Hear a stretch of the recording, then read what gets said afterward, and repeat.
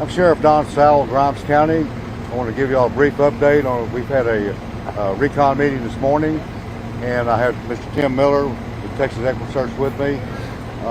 We'll answer all of your questions in just a moment. But overall, we went through the night with a night team. We're going through the grid searches throughout this area. We had no information than we had yesterday. No leads or anything. We had a phenomenal bunch of people out here going over and over what we've already gone over. Today, this morning, we had a night crew relieved, a fresh team out here. We've had more boots on the ground with volunteers from the Texas Equity Search and their associates, their comrades. There's other groups that have volunteered. They're all in a structured, organized grid search. Everybody has an area. They're going over anything that looks suspicious, objects, anything. So they're doing that right now. It may take about 4 hours before they get back. Then we'll let them have a break, and then we'll come back and get a recon on that, and we'll send another team out. So I'll be honest with you folks. At this moment, I have absolutely no leads to give you. We have no leads to go on that we had yesterday. We're searching with a team. Part of our team, I said, is investigators working on criminal issues of interest, possible persons of interest. We've got federal, international partners helping us in case there's any connection in the southern, across the southern border. We're checking everything. We've had offers from all of them to help us out. As I said, the biological dad lives in Mexico, so we're having people help on that. We're doing everything we can with all our partners to check out every remote lead we have, which is very few. The partners on the ground, the law enforcement and the searchers, are doing their part. So we're kind of combining those. We connected the dots this morning, and we still have really nothing that of any substance to follow up on. So I'll be glad to cut my part off now, and if you have any questions, I'll try to answer them. But that's an overview. Yes, ma'am. Sir, do you have any plans to expand the search? We are slightly expanding it now, slightly, just a little bit past the subdivision. Then we're going to slightly expand it some more with the grid and the search teams in their particular area. We're going to pull them back after a while and let them rest up and get maybe another team to go out and let them take a break. And we may expand it some more if we have reason to believe there's an area that needs to be checked out. So I'll keep y'all informed on that as we have it. Yes, ma'am. I know that yesterday you had mentioned that some neighbors had given over surveillance video footage of their homes. Yes, ma'am. Attached their homes, and you guys were coming through that video. Did that show anything for you all? I mean, is it still connecting directly with what the mother's story was? It's corroborated the mother's story of the time frame. We've had to make sure all the timing on the film is coincided with, not 20 minutes later off the scene. All that's been checked out by the professionals. It's almost, unfortunately, I just have to say, it's at a standstill right now. And I know that you had said that the investigation hasn't ruled out foul play, but that you didn't suspect it. I mean, with so little information still right now. And again, to remind how we're working, we have a team of investigators from the fed, state, local level doing a criminal overview of any investigation. We have the officers, fed, state, and local, with the volunteers doing a field study. So they're two different missions where they're connecting each other with dialogue, and if anything from the ground can help them out, vice versa. But right now we're coming up with zero as we speak. And so no persons of interest at this point? We're looking at family again to go over. We've already done that once, the family, extended family, but nobody is to use the term, throw up a red flag so far. However, we have a team right now revisiting the family members, extended family, checking out where they were at the moment, et cetera, et cetera. We're pinpointing employment records, clock out time sheets in one place where the stepfather worked at. All these things are being checked. They've already been checked, but we're rechecking. Yes, sir. Oh, I'm sorry. Go ahead, ma'am. Say, other than the family who last saw him in the yard, do we know of any other witnesses or anybody who last reported seeing the little boy? Or Just the elderly lady that lives across the street that saw him, but that's already been checked out from day one. And she's the one who said she saw the dog go, or him following the dog. Right. Yeah, with the one we talked about the first day. Yes. Okay. Yes, sir. We know that the authorities do some special research on the cellular phones of the family. Did they find any substance? Did they find anything on that phone? We have the federal agents and state agents with their expertise to scrutinize the phone records in extensive detail. All that's being checked out to go along with the alibi time frames, et cetera, et cetera. So far, nothing. So, sir, when you speak that you are working together with our authorities, it means that working with Mexican authorities on this issue right now? The consulate and others have called me to offer their assistance if needed.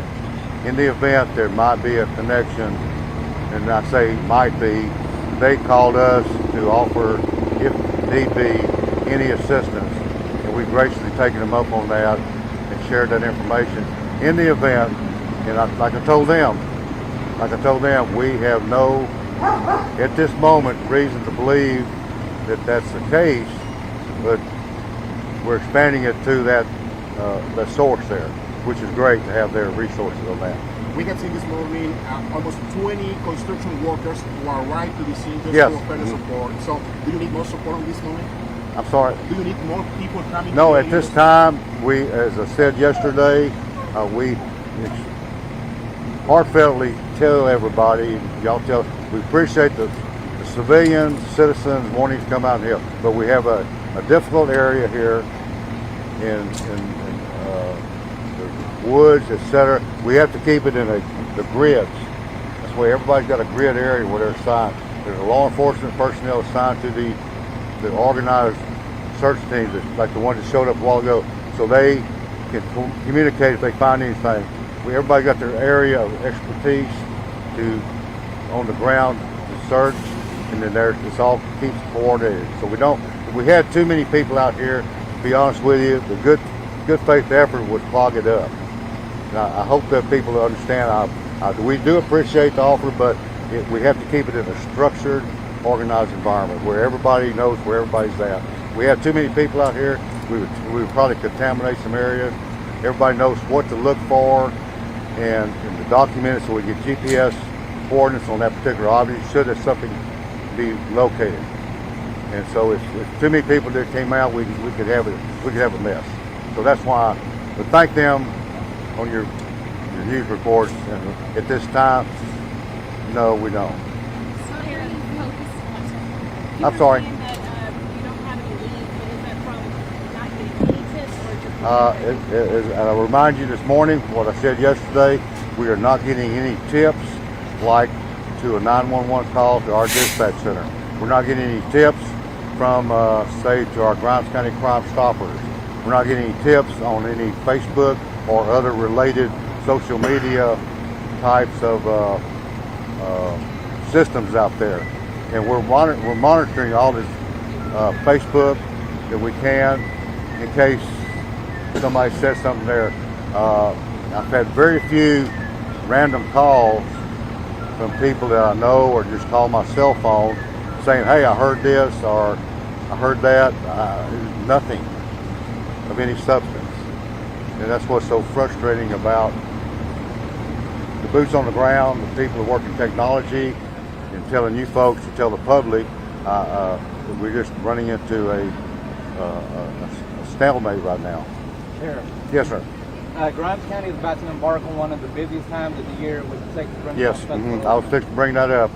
Do you anticipate any impact on the search? Well, no, the search is going to be contained, but I was going to say to the media, and we just talked about that a while ago in a recon meeting, the Texas Renaissance Festival starts this weekend, Saturday, Sunday, but it starts out tomorrow also, and the people were responding, the workers, so the traffic is going to be clogged up with people attending it from the north, the Bryan College Station, resources of tourists, Conroe coming from the north to the south, the Houston Metroplex coming from the south to the north.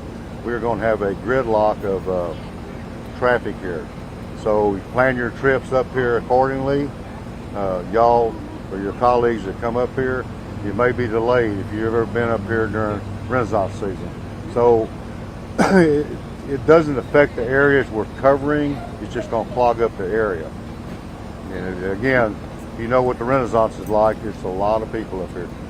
But Sheriff, I'm probably good to hear what you said, but are you still searching in the same grids you did yesterday? Same grid. We've expanded it a little bit. No particular reason other than we've crossed this. We've crossed over what we've done. Day one, yesterday, last night. We've crossed over everything over and over. So we've expanded it. We're still keeping the people here, but we're expanding it a little bit and with a little bit more, and looking for anything anything that may be suspicious, clothing or anything. We're documenting on GPS coordinates so we know exactly where it is, analyzing it, see if it's related. Is it a rabbit trail? Yes, like I said, it could be a rabbit trail, but we're chasing all rabbit trails. And it's kind of disappointing that we don't have anything yet to go on that's got any substance, but we're hoping that will change in a little bit. Y'all's messages to the public, they're our eyes and ears. Y'all are the messengers. Tell them we're asking for any and all. If you saw anything suspicious, like Mr. Miller said last night, if you saw anything suspicious that might be 5 miles away, he'll talk about that in a minute, let us know. We'll follow up on it. We haven't had that many leads, factual leads to follow up on. Most of the time on things like this, you get deluged with them.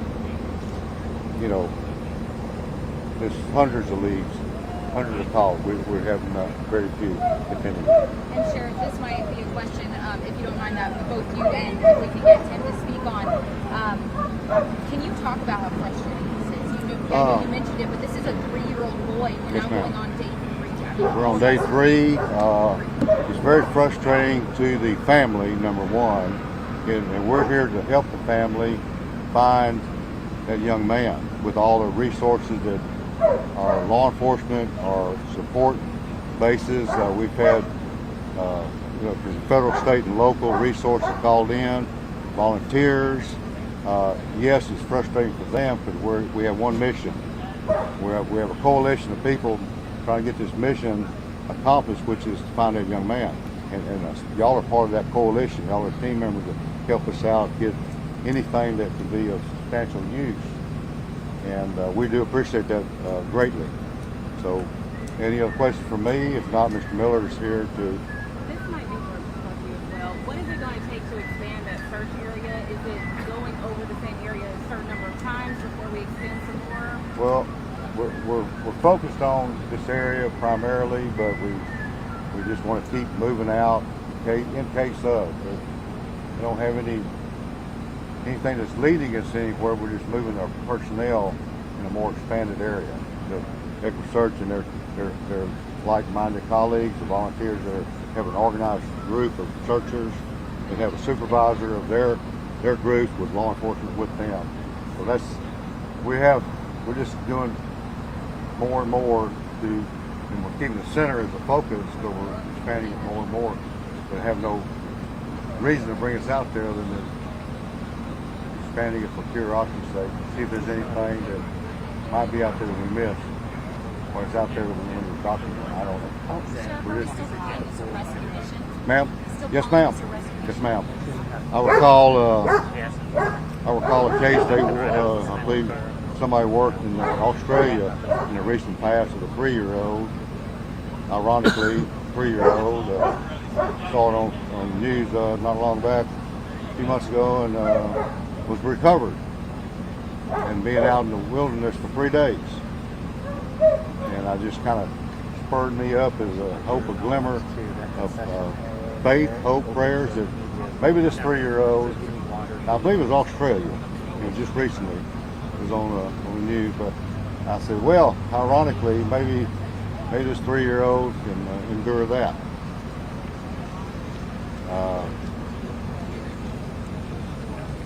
Any other questions for me? Thank y'all very much. Child, does he have any kind of disability? No. We verified that, re-verified it. The question was checked out first day, and there's no known disability, just an active 3-year-old little boy. We hear that he only speaks Spanish. He speaks Spanish, however, he understands English a little bit. The family speaks Spanish mostly at home. As a 3-year-old, he understands his name and a few other English words, and he's kind of blended, but primarily Spanish, yeah. Thank you all very much, Mr. Tim Miller. Thank you, Sheriff. Tim Miller, founder and director of EquiSearch. I think somebody asked a question to us a little bit ago on how frustrating this has been. Sheriff and I have spent a lot of time together, and yeah, the frustrations are overwhelming. You know, we covered a tremendous amount of ground yesterday. We're covering a lot today, and we know where he's not. And again, I want to say we know where he's not, and as long as we know where he's not, we've got that hope that we're going to find out where he is and he's okay.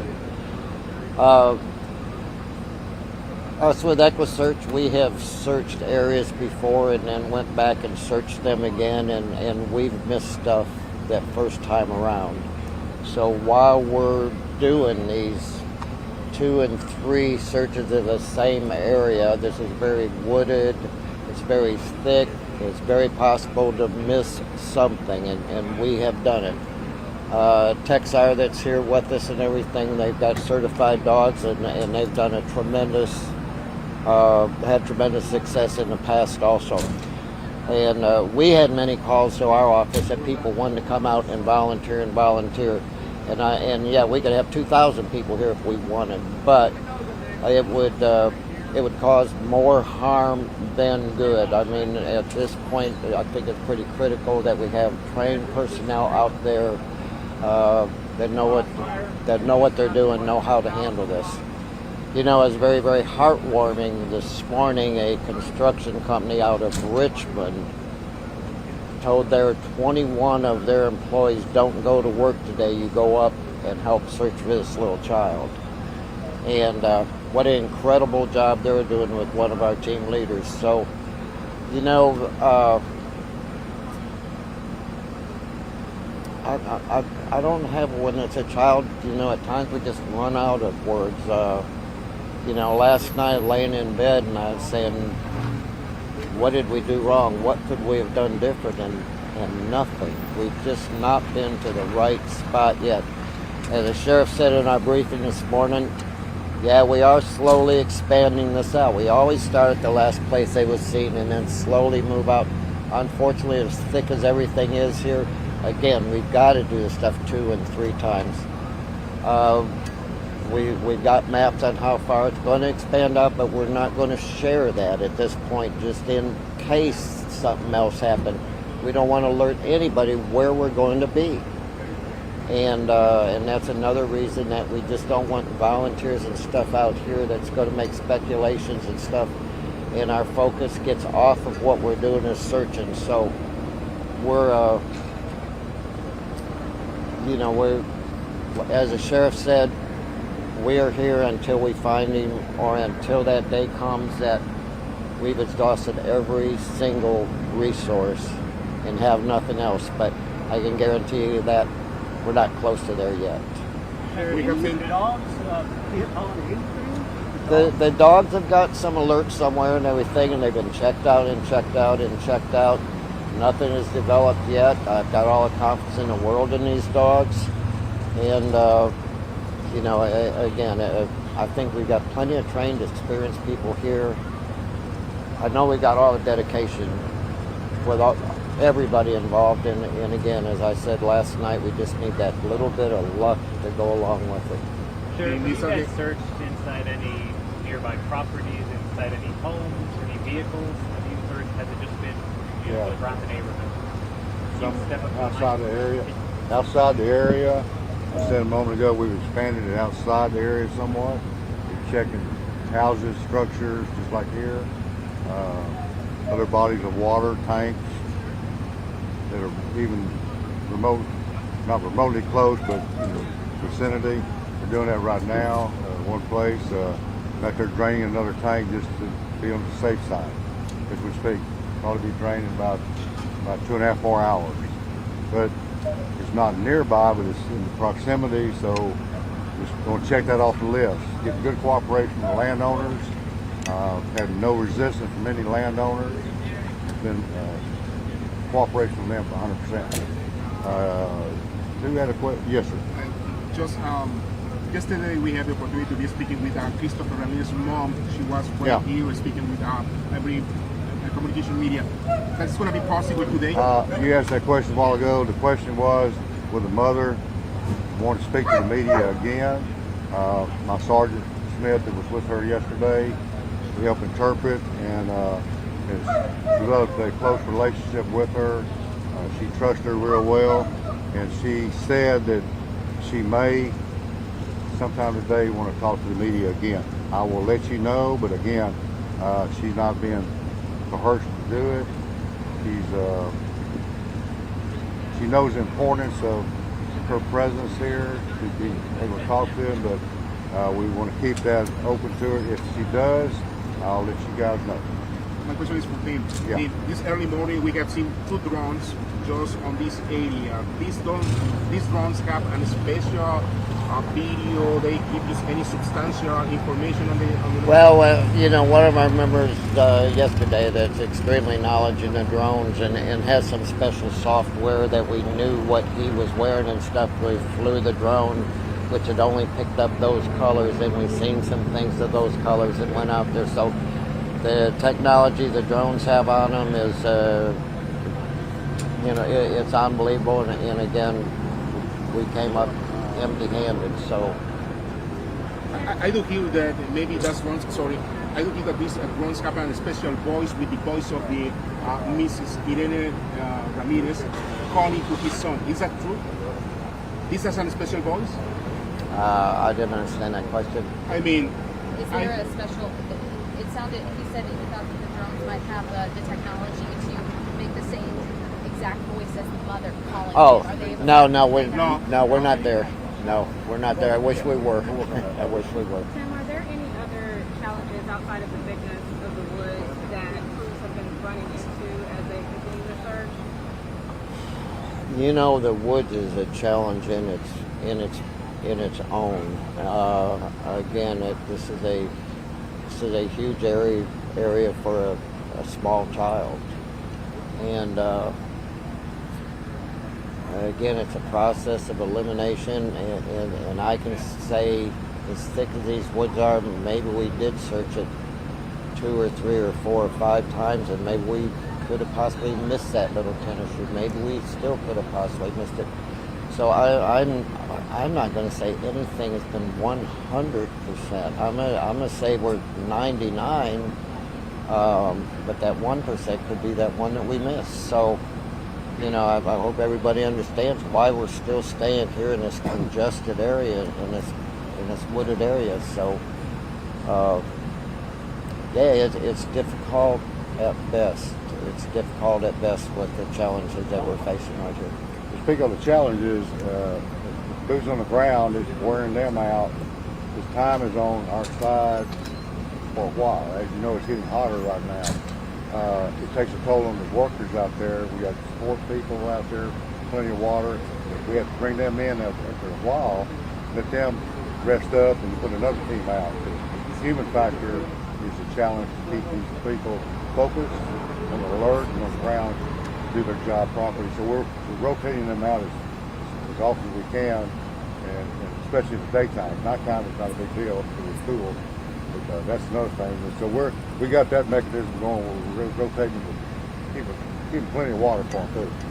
Well, even the canines, Canines too, yeah. they get wore out, and you may possibly see some of these canine handlers actually have an IV putting fluids in their dogs before they take them out, so it keeps them cool a little bit longer. So, and then with the dogs and us people, you know, we can get to that certain point of overheating and stuff, and then we're probably not focused on what we're really doing as well as we could do it. So we don't want anybody to get out there get heat stroke or anything. And it's still fall, but it's still hot out there. Any other questions we can answer for y'all at this time? Again, thank y'all very much. Thank you. Sir.